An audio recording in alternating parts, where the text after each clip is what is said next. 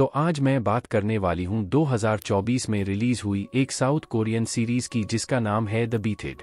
यह एक mystery thriller television series है जो कि आपको काफी पसंद आने वाली है। तो वीडियो को बिल्कुल लास्ट तक देखिएगा। बिना किसी देरी के चलते हैं सीधा वीडियो की तरफ। तो कहानी की शुरुआत होती है एक बूढ़े आदमी से। सब कुछ नॉर्मल लगता है लेकिन अचानक उनकी तबीयत खराब हो जाती है। उसके मुंह से झाग निकलने लगता है और कुछ ही पलों में वह मर जाता है। सीन कट होता है और अब हम मिलते हैं हन सोहा से, एक स्मार्ट सी लड़की जो लेक्चरर है यूनिवर्सिटी में। तभी उसके पास पुलिस का फोन आता है। फोन पर बोला जाता है कि आपके अंकल यूनन मंगल की डेथ हो गई है, प्लीज तुरंत पुलिस स्टेशन आइए। सोहा कंफ्यूज होती है।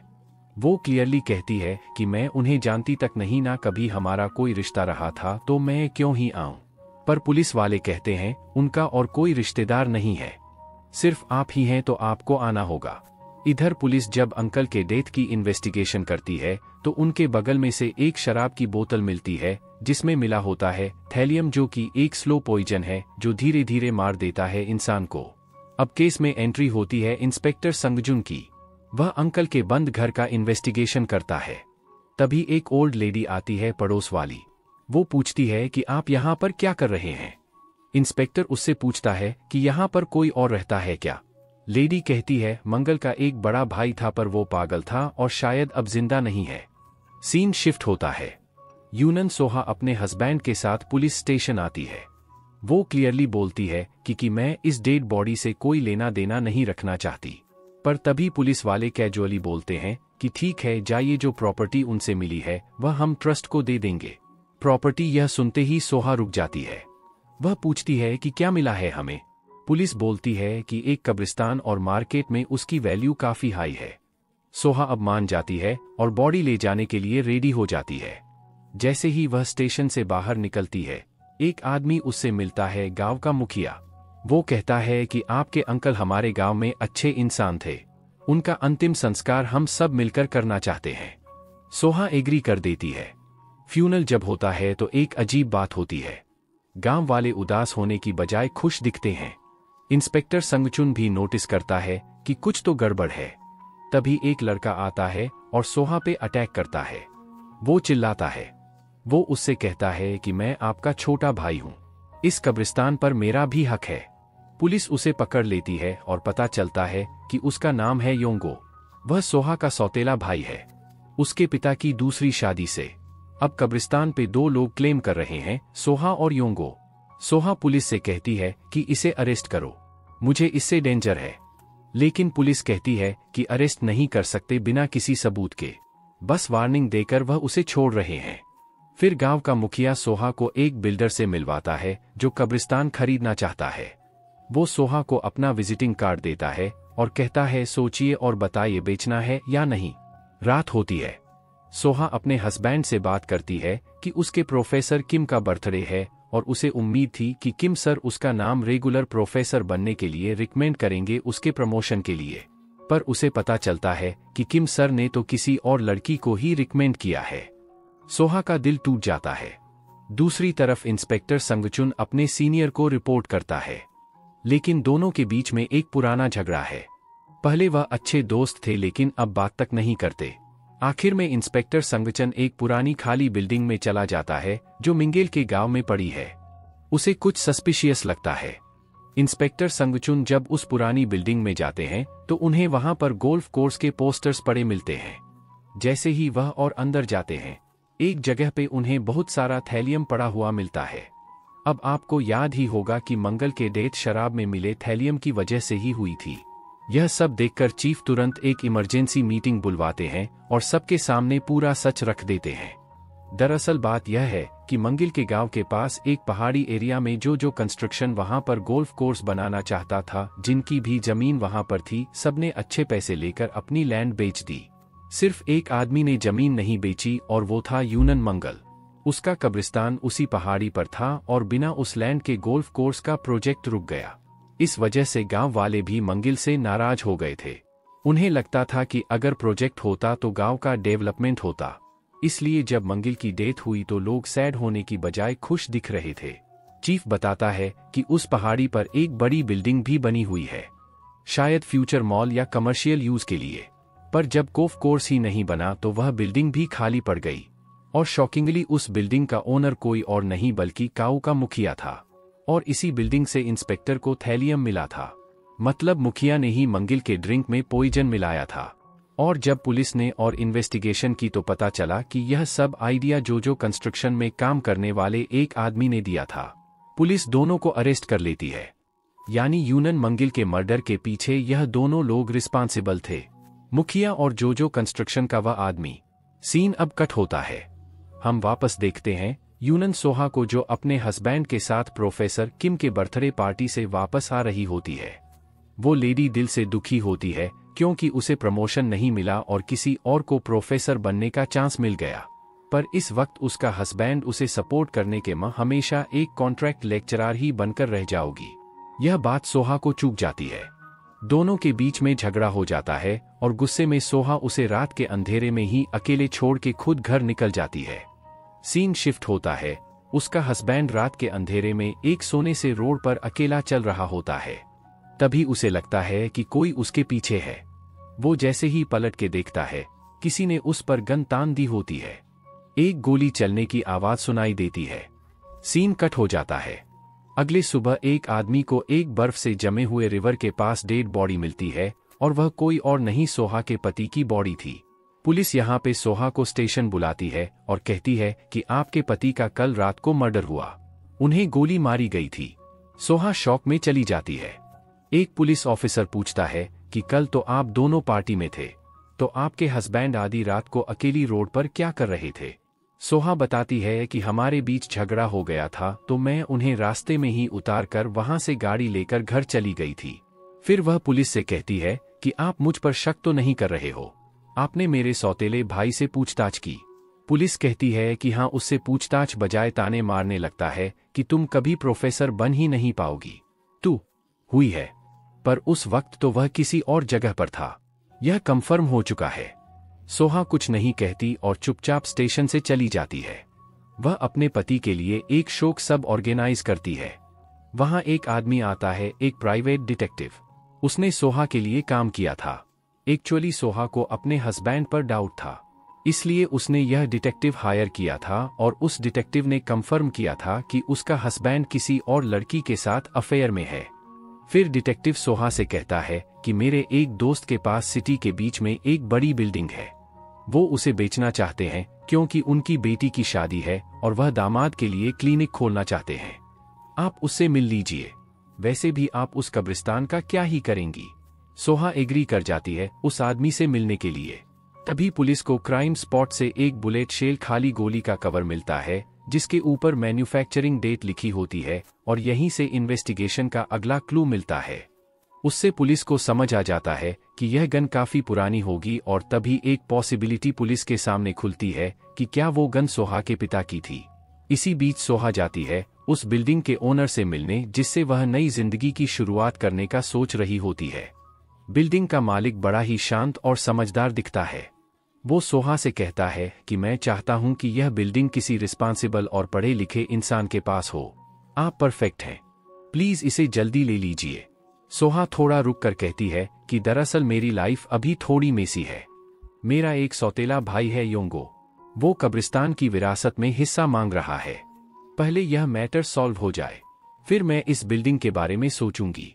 वह आदमी जरा सा मुस्कुराकर कहता है कि अगर आपका भाई ज्यादा परेशान करे तो बताइए, हम उसे प्यार से समझा देंगे। सोहा थोड़ा कंफ्यूज होती है, फिर वह वहां से निकल जाती है। जब सोहा घर पहुंचती है तो उसका दिल एकदम से रुक जाता है। वो शॉक हो जाती है क्योंकि उसके घर के दरवाजे पर खून के छींटे लगे हुए थे और उनसे कुछ अजीब सा सिंबल बनाया गया होता है। वो तुरंत पुलिस को कॉल करती है। सीसीटीवी फुटेज चेक होती है और पुलिस देखती है कि जब सोहा घर पे नहीं थी तब उससे मिलने के लिए योंगो आया था। पुलिस अब उस पर डाउट करने लगती है। सोहा बार बार कहती है कि योंगो ने ही मेरे हस्बैंड का मर्डर किया है। मेरे पिता के पास एक हंटिंग गन थी और आपने ही कहा था कि मर्डर उसी टाइप की गन से हुआ है। एक पुलिस वाला पूछता है कि यह गन आपके पिता के पास कब से थी? सोहा कहती है कि जब मैं छोटी थी तब से यह गन उनके पास थी, मैंने देखा था। योंगो को पूछताछ के लिए बुलाया जाता है। पुलिस उससे पूछती है कि तुमने अपनी बहन के घर के गेट पर ब्लड से क्या बनाया था। योंगो कहता है कि मैंने एक टोटका किया था। अगर मेरी बहन पे किसी बुरी आत्मा का साया है तो वह निकल जाए।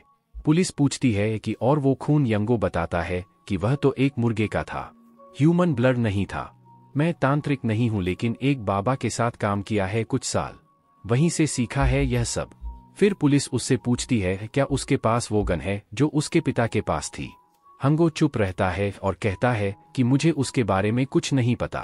पुलिस के पास उस वक्त कोई स्ट्रांग एविडेंस नहीं होता तो वह उसे छोड़ देते हैं।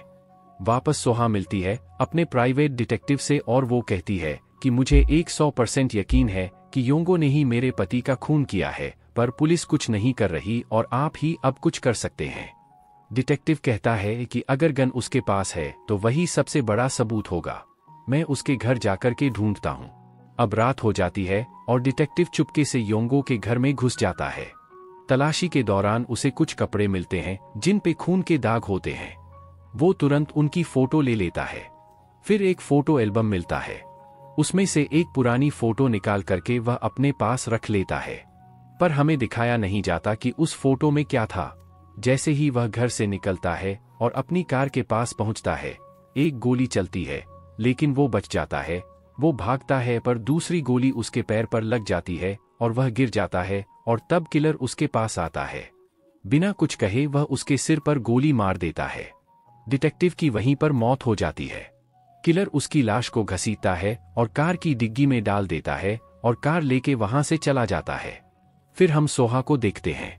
वो डिटेक्टिव को मैसेज करके पूछती है कि आपको कोई सबूत मिला या नहीं।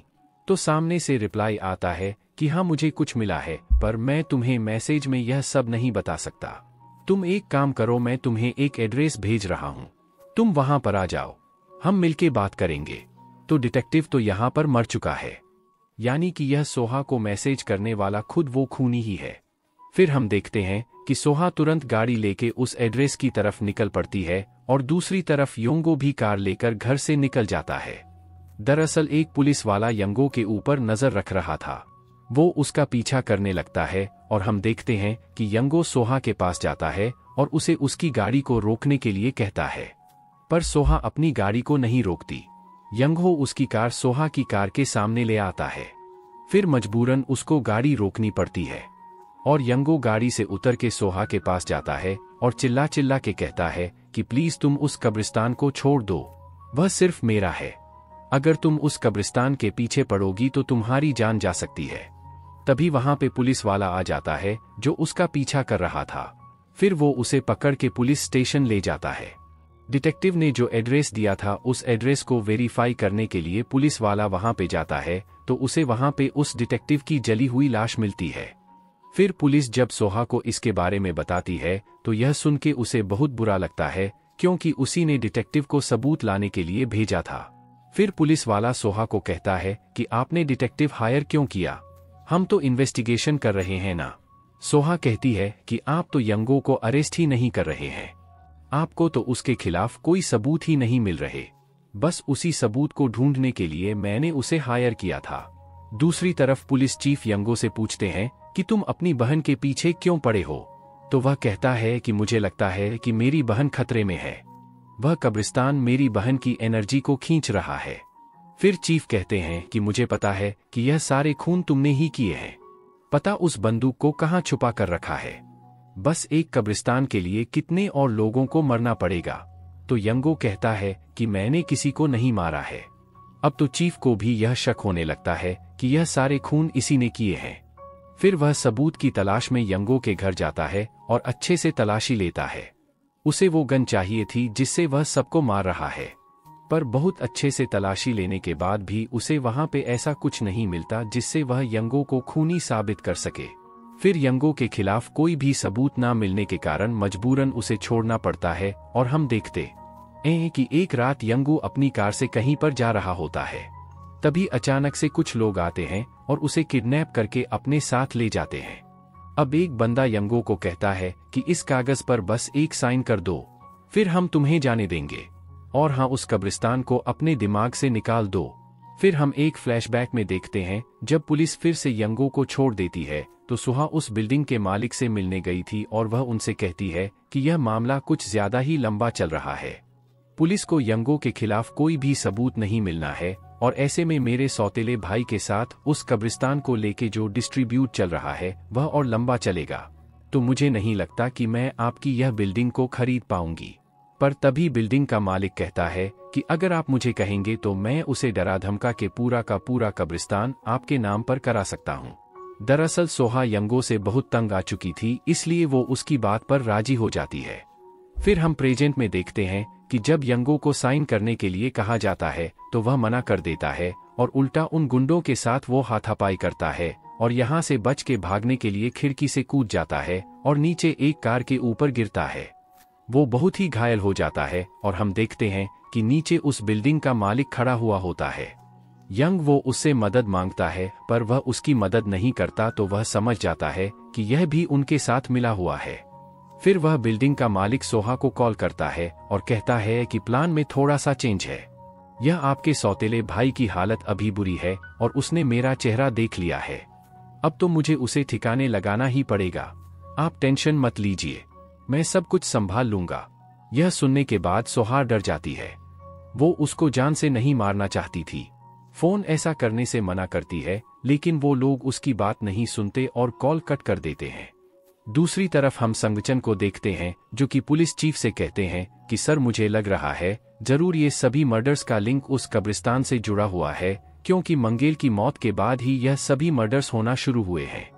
हमें मंगेल के बारे में थोड़ा डिटेल्स में पता करना पड़ेगा। तो पुलिस चीफ कहते हैं कि हमें पूछताछ के दौरान एक फैमिली मिली थी। मंगेल के पेरेंट्स जहां पर रहते थे यह लोग भी वहीं पर रहते थे। वो लोग मंगल की फैमिली के बारे में बहुत कुछ जानते हैं। संगचन और चीफ उस फैमिली से मिलने जाते हैं और मंगल के परिवार के बारे में पूछते हैं।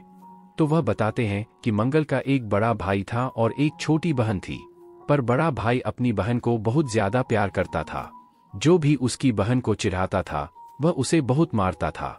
फिर वो लोग बड़े हो जाते हैं और अचानक से एक दिन मंगल का बड़ा भाई और छोटी बहन घर से भाग जाते हैं, कहीं दूर जाकर एक दूसरे के साथ रहने लगते हैं। तो यह सुनने के बाद संगचुन कहता है कि तो इसमें गलत क्या है, दोनों भाई बहन अकेले नहीं रह सकते क्या? तो वह बताती है कि कोई भला अपनी बहन के साथ रहने के लिए अपनी पत्नी और बेटी को छोड़ के क्यों जाएगा। और फिर कुछ लोगों ने तो उन दोनों को एक छोटे लड़के के साथ भी देखा था, वो जरूर उन्हीं का बच्चा होगा और इसीलिए यह दोनों सबसे छुपके रह रहे थे। मियंगिल की छोटी बहन चाहती थी कि उसके बेटे को समाज नाजायज औलाद ना कहे, इसलिए वह उसके बेटे को एक गुरु माँ के पास छोड़ के उसकी जिंदगी से हमेशा के लिए गायब हो जाती है। फिर संच कहते हैं कि आपने थोड़ी देर पहले कहा था कि मंगिल की छोटी बहन को कुछ बच्चे चिढ़ाते थे, क्या आप हमें बता सकते हो कि वो लोग आखिर उसे क्यों चिढ़ाते थे? तो वह कहते हैं कि दरअसल उसके ऊपर वाले होंठ चम से ही कटा हुआ था और इलाज कराने में देरी होने के कारण बच्चे उसे चिढ़ा रहे थे। तो यहाँ पर आता है इस सीरीज का सबसे बड़ा ट्विस्ट। संगचन को याद आता है कि जब वो मंगिल के घर गया था तभी वहां पर एक ओल्ड लेडी आई थी और उसके ऊपर वाले होठ में कट का निशान था। यानी कि गाइस वो ओल्ड लेडी कोई और नहीं बल्कि यंगो की माँ है और वह अपनी पहचान छुपा के वहां रह रही है। दूसरी तरफ हम देखते हैं कि उस बिल्डिंग के मालिक का कॉल कट होने के बाद सोह उनसे मिलने के लिए घर से निकल पड़ती है, पर तभी उसके कार के नीचे कुछ अटक जाता है जिसकी वजह से कार आगे नहीं बढ़ पाती, पर वह उसे चेक करने के लिए कार से नीचे उतरती है। तभी वहां पर योंगो की मां आ जाती है और वह उसे बेहोश करके अपने साथ ले जाती है। फिर हम देखते हैं कि सच पता चलने के बाद संगचुन और पुलिस चीफ को लगता है कि यह काम यंगो की मां ही कर सकती है। तभी संगचुन को उनकी एक जूनियर का कॉल आता है जो बताता है कि सर यंगो गायब है। मतलब सीसीटीवी फुटेज में हमें यह पता चलता है कि किसी ने उसे किडनैप कर लिया है और सोहा भी गायब है। फिर संगचुन कहता है कि तुरंत उस एड्रेस पे जाओ जहां पर वह ओल्ड लेडी रहा करती है।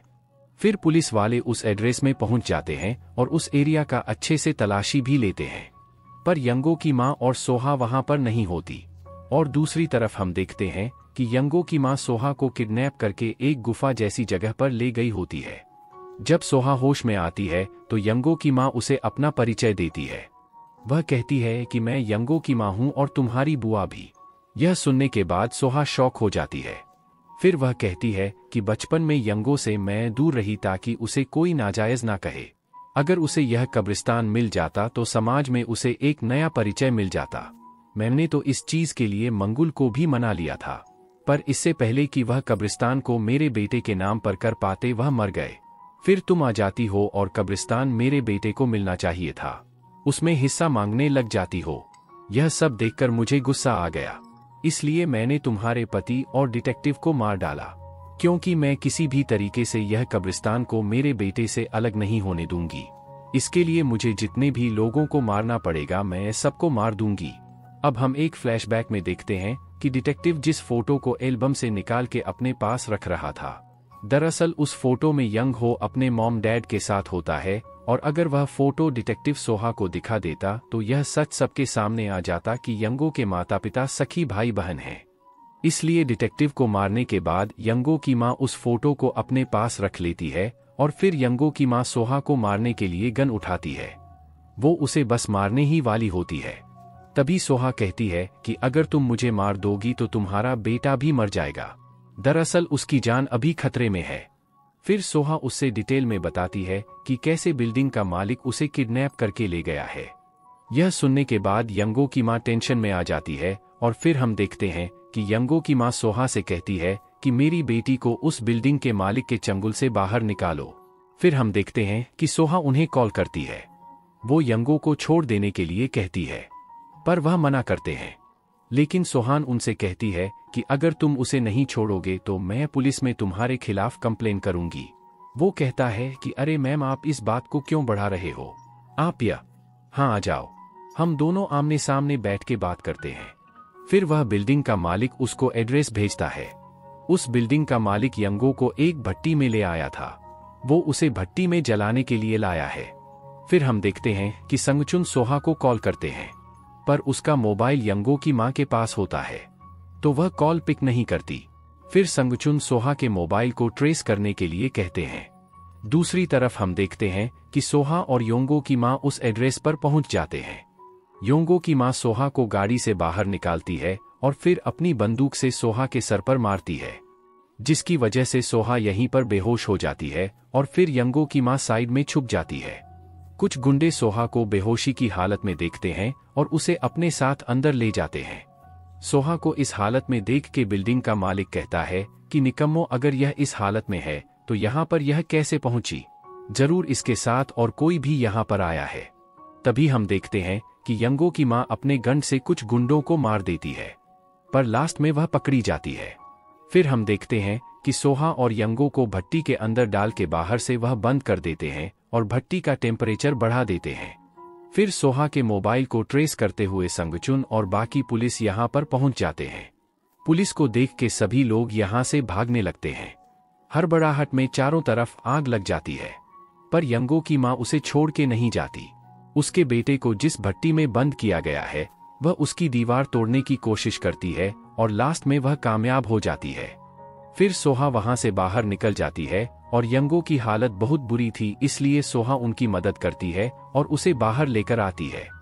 यंगो की मां अपने बेटे को इस हालत में देखकर रोने लगती है। फिर तभी वहां पे संगजुल आ जाते हैं। यंगो की मां को वह अरेस्ट करना चाहते हैं, लेकिन अगर वह अरेस्ट हो गई तो सबको पता चल जाएगा कि यंगो एक नाजायज औलाद है। इसलिए उसकी मां यह बिल्कुल भी नहीं चाहती थी समाज को इसके बारे में कुछ भी पता चले, इसलिए वह खुद ही आग के अंदर चली जाती है और जल के मर जाती है। फिर हम देखते हैं कि उस बिल्डिंग के मालिक को भी अरेस्ट कर लिया जाता है और इसी के साथ यह सीरीज यहीं पर एंड हो जाती है। सो गाइस, आपको वीडियो कैसा लगा हमें कमेंट करके जरूर बताइएगा।